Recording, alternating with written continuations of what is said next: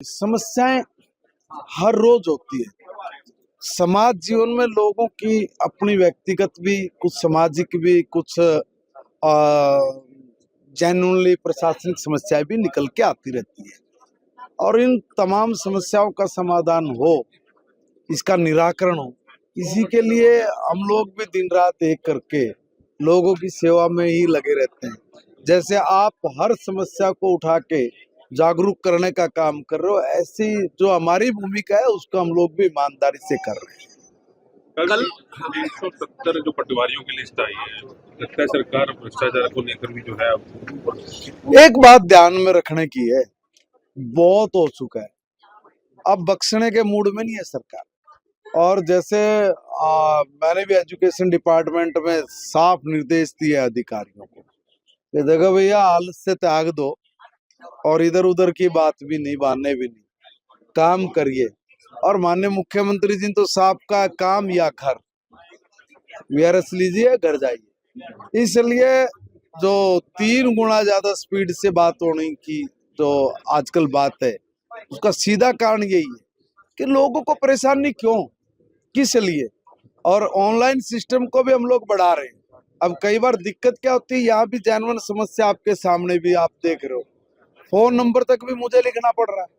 अब हमारा जो लोगों का काम करने का, करवाने का, इनका भी विचारों का कई जगह बड़ी भारी दिक्कत है।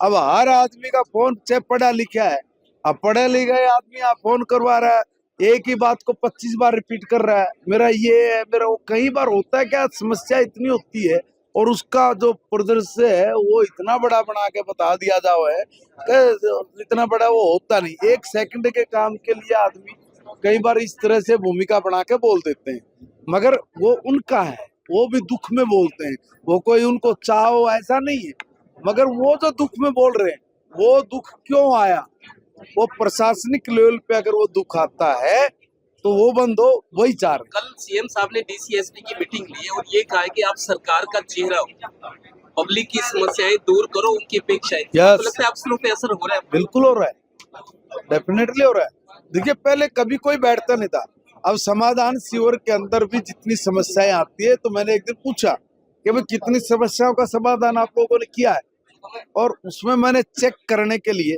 ऐसे ही 7-8 लोगों को फोन किया, जैसे मेरा स्टाइल भी आपको भी पता है।